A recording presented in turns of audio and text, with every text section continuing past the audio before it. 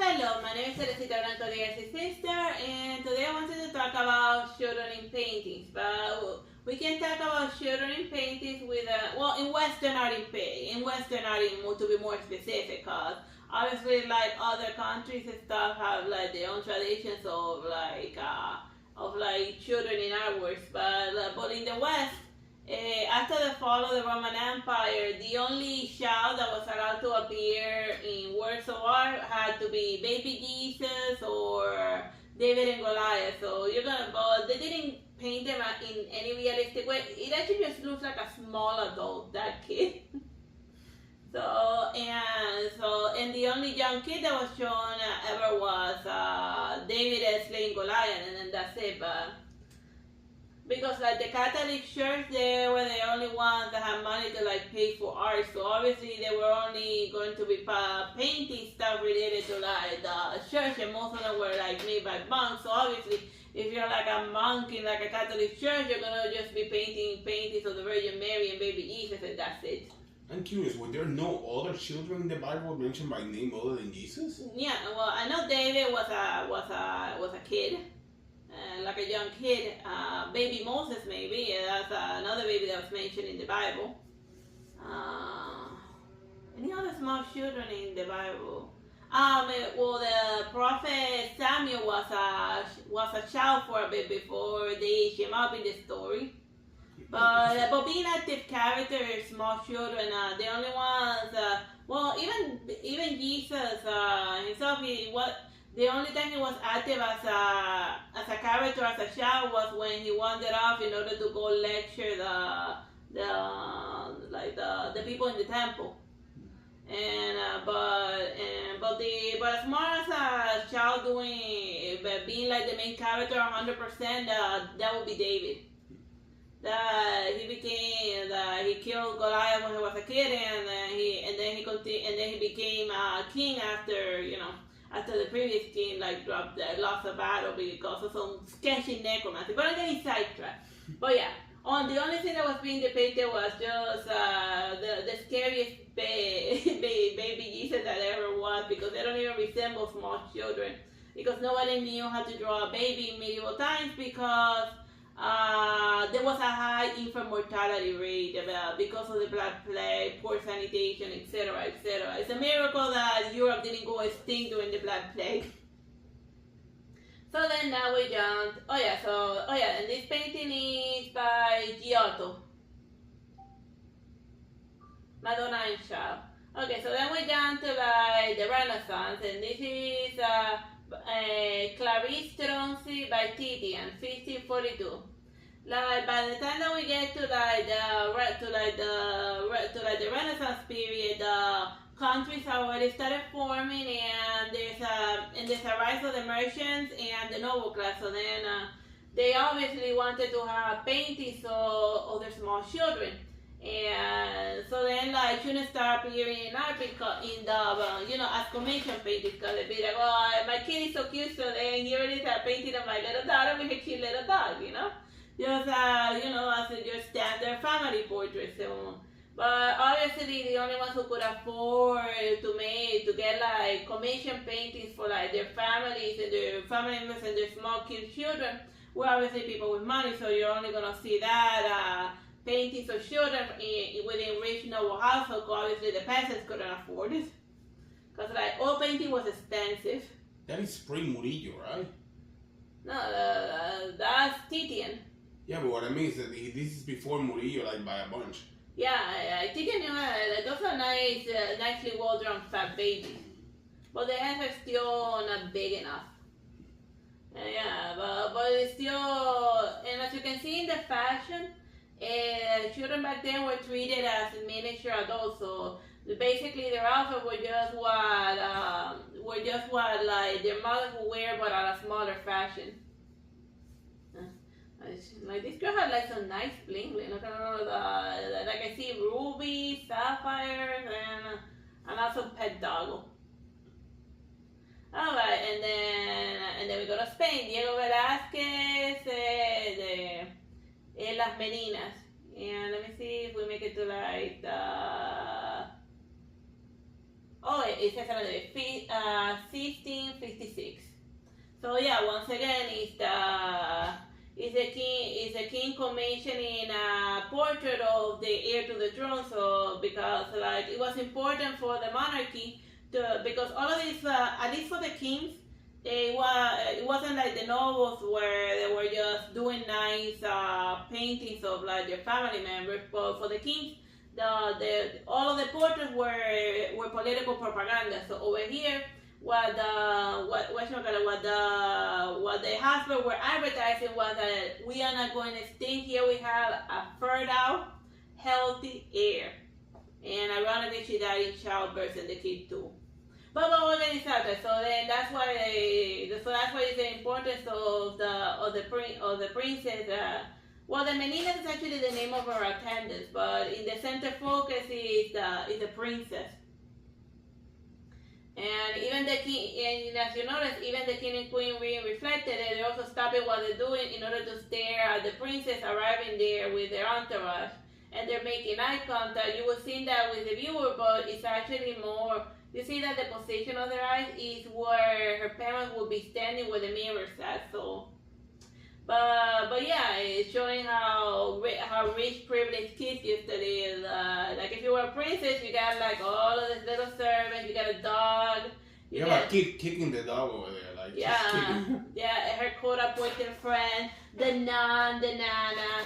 You know, like all of those people like chasing after the princess, who was very important because she represented the future of the Habsburg family. So. Yeah, that's a shouting art. I just noticed that one of the kids is stepping on the dog. Yeah. And the dog is just like super blasted. About it's like even asleep. It's like whatever, he's a kid, for kicking me in the butt, whatever. I'll butt him when nobody's looking. Bite that leg off.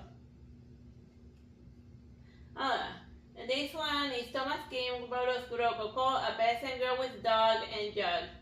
1785. But like eventually over time they started depicting well by the Rococo period. Like they started depicting peasant children, but more for stylistic purposes, because there was a type of painting that was called genre that was basically showing like a romanticized view of like peasant life, but it wasn't like realism to show like the true reality. This was just as a type of visual decor that a rich person will have in his house, you know, like that other painting of the woman making eggs. And that was also how painters would advertise their skills, because obviously in order to attract rich patrons, they gotta show that they know how to draw children. So then they paint this peasant child like according to just pose for them, and then they show, look at this is just a peasant, but look at how great I can draw your daughter. Like I can draw it, and I can also draw dogs, and look at how well I can draw this jug. So then painting poor children was a way how painters would advertise to the rich painters that they had skills, that they knew how to paint children, and they would also obviously get practice in rendering small children. So whenever you see a genre painting showing like poor children, it was just painter practicing his skills with with people that they didn't have to pay much in order to pose for them. Because obviously you gotta practice makes perfect and all that. Oh man, this one is very low res. Anthony Van Dyke, The Oldest 5 Children of Charles I, 1637. So yeah. And this one is again the king showing us that he has the 5 oldest children. So obviously he had more. So yeah, these are all of the ones that made it to like these are all of my kids. You see, like and in the center, obviously in red is the crown prince, with like the giant doggo. So then he showed what the king is showing with his children is like the monarchy is fine, we're doing well. Look, and this guy crows, we have all of these other replacements. But as you can see, the children over there, they were just in use as advertisement. in order to advertise your painting skills, or in order was political propaganda to show that the monarchy was doing fine. They weren't being, or obviously just family portraits if you were like a merchant. But even within the merchant group, they would show their children in order to start like already like matchmaking purposes to show that. Because arranged marriages started when you were as young as 5 back then, or even 3, or even 0, or even before they were even planned, or even born.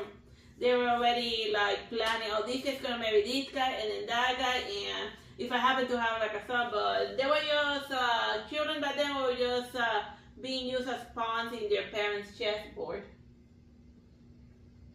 And then over here is Peter Paul Rubens, Albert and Nicholas Rubens. Like this is one of the earliest depictions of like 1627 of a painter. Just painting his own family, but not as a practice sketch, but more as a power flash, because he was one of the first artists who became a millionaire by painting, and then his works were also commissioned so much that he had like a huge studio of people helping him finish his artworks, and he could also due to his work he had the luxury of like painting his children. Using all of the expensive pigments, and even the oldest one, you see that you start seeing over there a little bit of a personality, because over there, like this kid looks kind of annoyed, and this one he's like being cocky, you know, like yeah, and the older brother here, and the other one's like and see, they even have him holding like a toy, you see. So there's small hints of children being displayed with in a slightly more naturalistic fashion. But over here, that naturalism is still being affected and whatnot, because it's all more or less staged. And this one, it was a book to showing that he's literate. What happened to your cell phone? Oh, it's running out of battery. It's fine. It always happens when I'm doing the painting thing.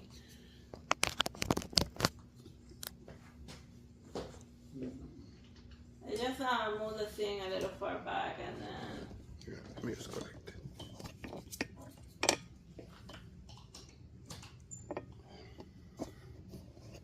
And then let's see...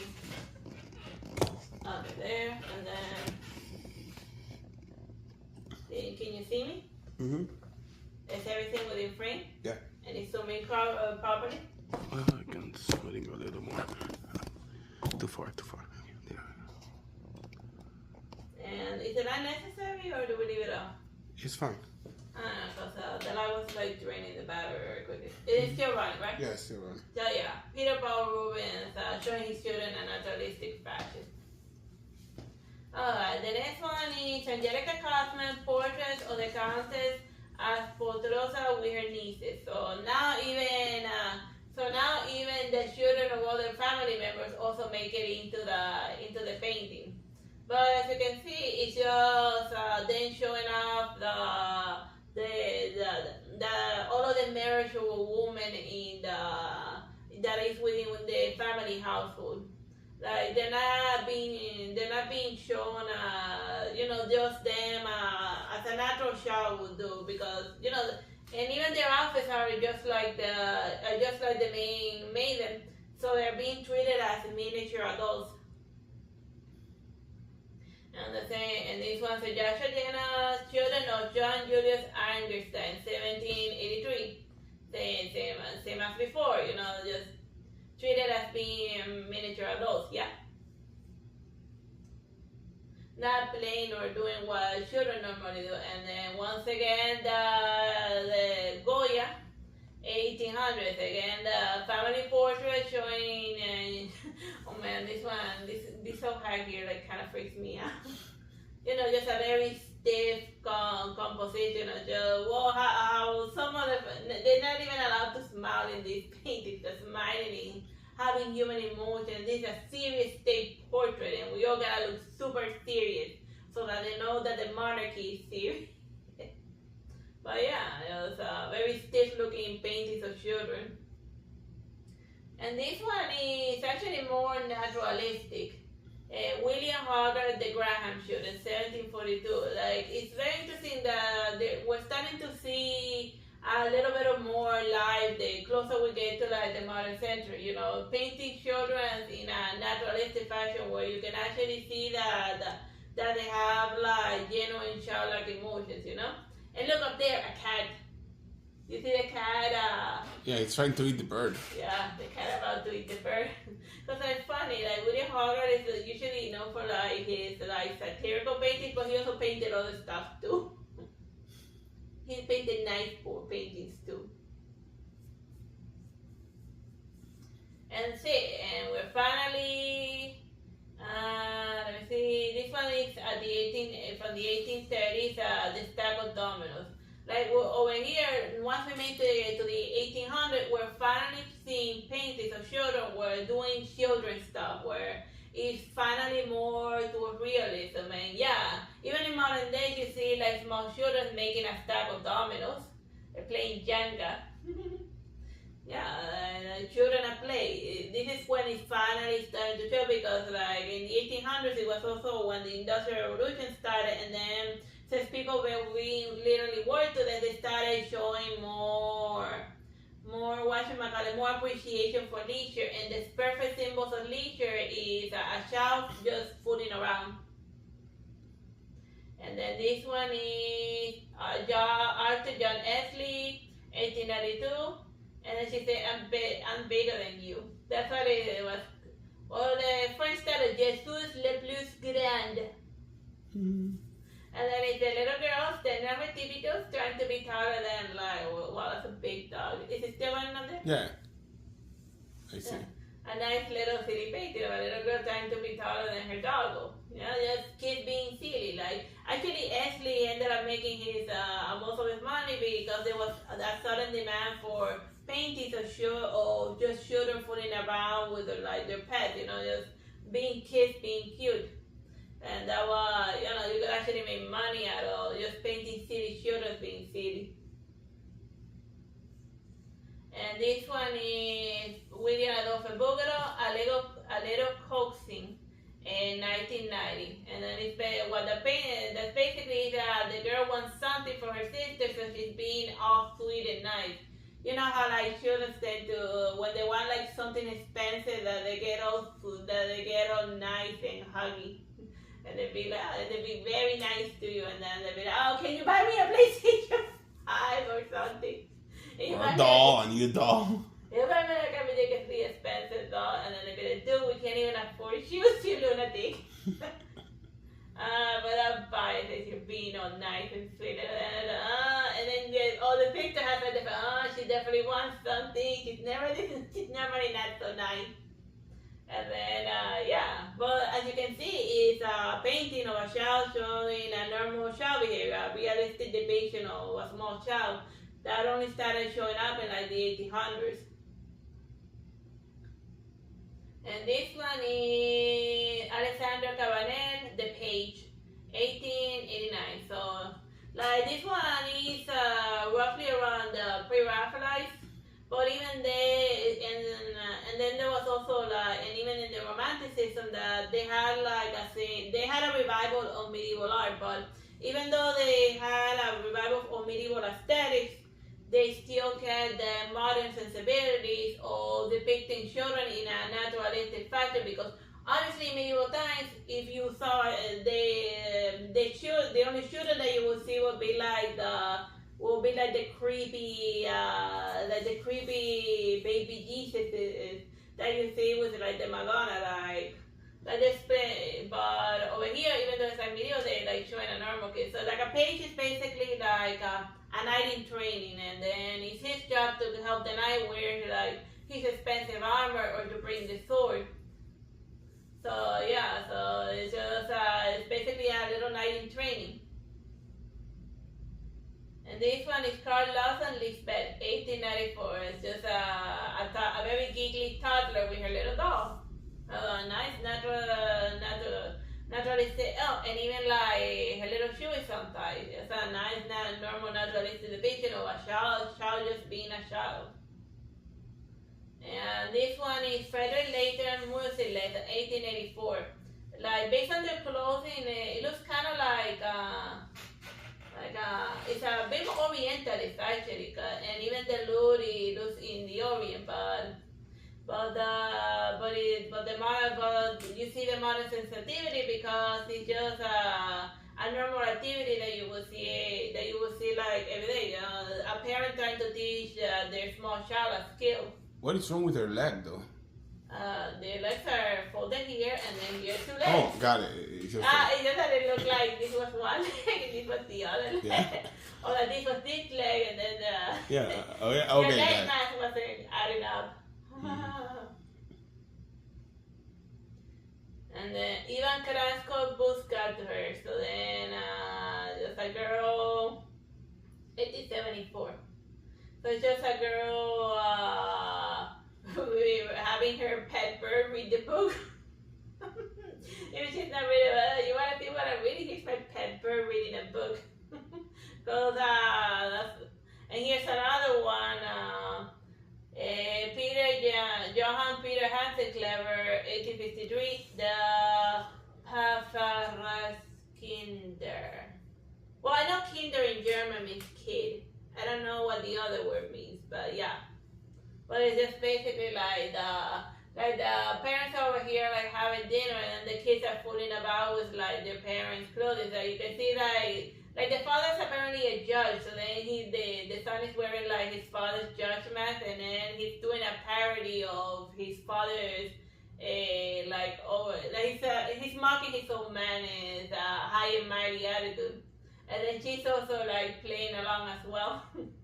And then over here, and then in the foreground, you see all of the nice little toys and miniatures. So it's like a very early depiction of just kids doing like a mimicry game, which is something,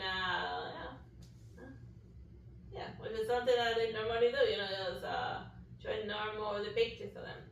This one is Johnny Ramirez, The Blind Girl, 1856. So then, like, you can tell, like, the blind girl, she's listening to the birds, and while her seeing eye girl is looking at the rainbow. So then that's how that's how they show that it's a blind maiden. But she's also like has like books on her lap, so maybe like her seeing eye girl, or maybe they're in braille. Yeah, it's just and it's also like a pre-Raphaelite painting, so like there's more to it than meets the eye. It's a nice painting. This one is a Joseph Noel Paton, 1870. I wonder who lived in there. And it's a kid looking at medieval knight armor. Oh, and in the background you see more medieval knight paintings, but it's funny to contrast like the ancient medievalism at the time that had absolutely no children with like a modern depiction of a kid looking at a knight armor. And wondering how like King Arthur did all of this stuff. Like apparently he got into like his great grandfather's stuff, because over here there's even like a crossbow, and over here like some sketches of ogres. So yeah, he's also going through a medieval phase and seeing a romanticized view of it. And this one is Auguste Tenoruche, 1850s, maternal affection, and mother and child. And then she's just a mother hugging her kid. And then Cope Charles West, What Life Will Spend, 1862. Just a mother raising her kids and like teaching and being literate. But as you can see, it's showing also. This one is not so much showing them in a natural way with them just fooling about and whatever. But it's showing. It goes it goes with two flavors: children fooling around, or children being taught a lesson by their adult parents. Being guided by an adult. So those were the two types of the prominent two types of depictions of kids in the 1800s. And then this one, and there's also the Child Performer by Edward Manet de Pfeiffer, 1866. They also like perform, and some even went to work like in terrible like the factories. Emmy Munier, Ames, 1881, a girl playing with a doll.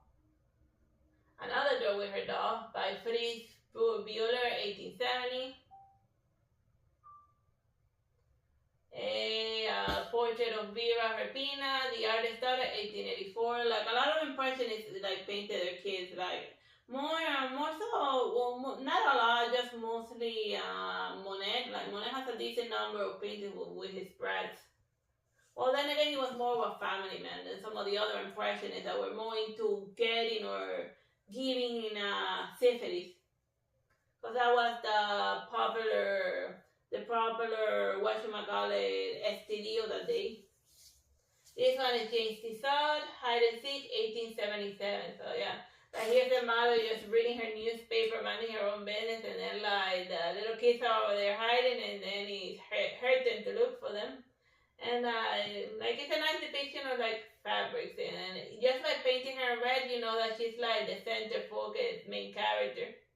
And then it also invites the viewer to like go find the people who are hiding in. He's like a creepy mask as well, or maybe one of them performers. You see it over there, right? Yeah. Do you see where the 3 kids are? Yeah, the ones that are hiding. I see 2 here. Oh, here's the 3rd one. Exactly. Here. Yeah. So it's a playful painting that invites also the viewer to like find the other kids who are hiding. At a Wells Waldo. So yeah, it's a playful painting of showing a kid playing, and yeah.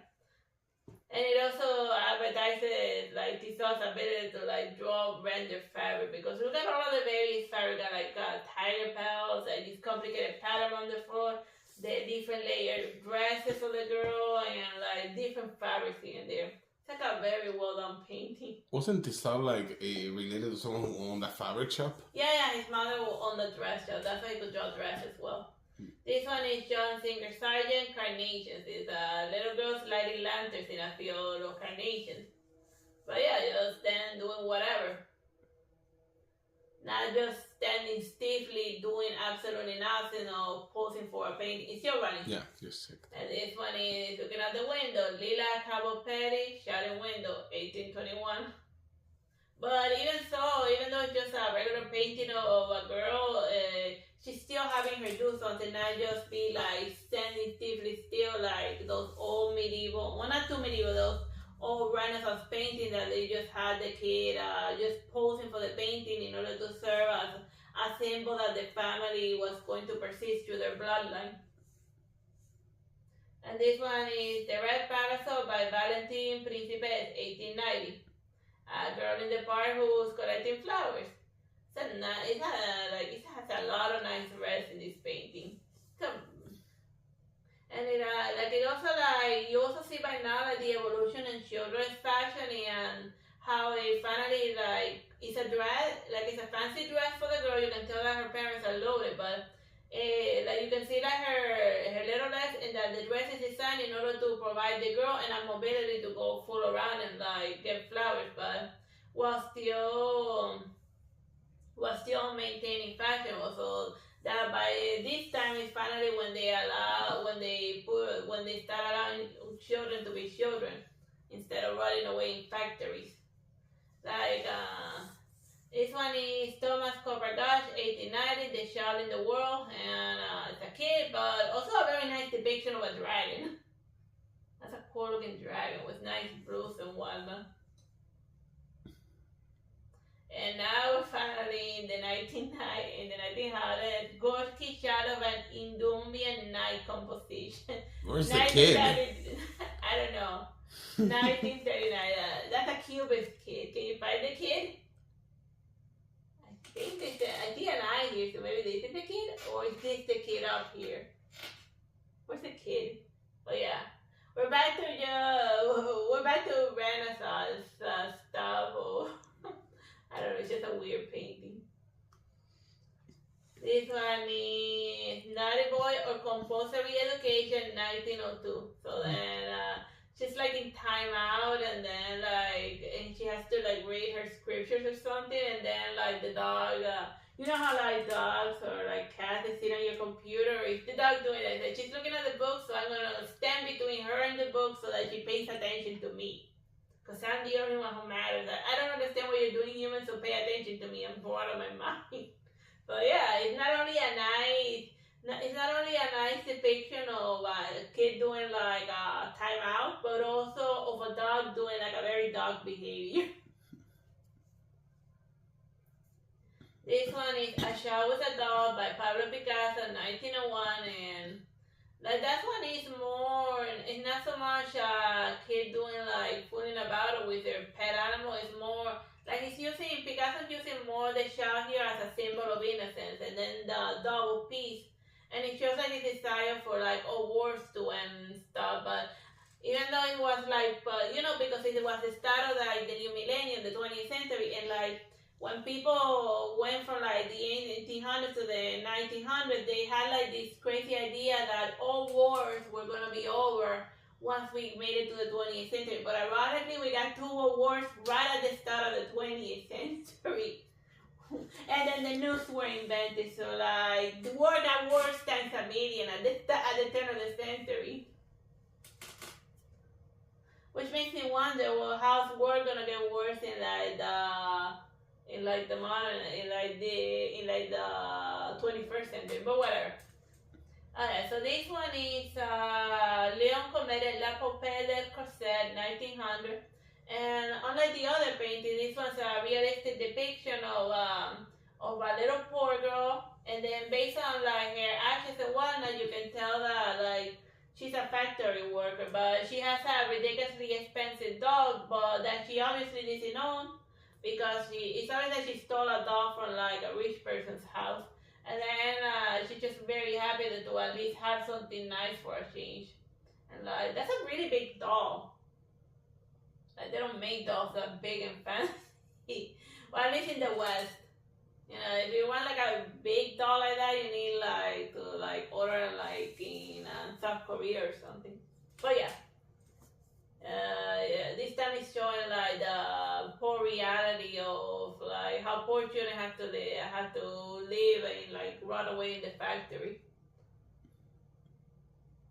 And this one is Joaquin Sorolla, children running along the beach. It almost looks like a photograph, even though it's like an impressionist painting, because it catches right at the moment and like the nice bending of the fabrics in the waves and whatnot. It's like a But yeah, it's just children at play, just fooling around on the beach. Yeah, Norman Rockwell. Tango, is it right? Yeah, it's still right. 1947, The Babysitter. Or over here it says Babysitter with Screaming Infant. And over here she's reading a book telling her about babysitter, and then she's like trying to figure out how do I get this baby to quiet down. And then over here you see the time is 11. It's almost midnight, and the baby's still screaming. A lot of Norman Rockwells have clocks in them. I wonder why. Yeah, I guess to add to the humor, so you know that it's past both of their bedtimes.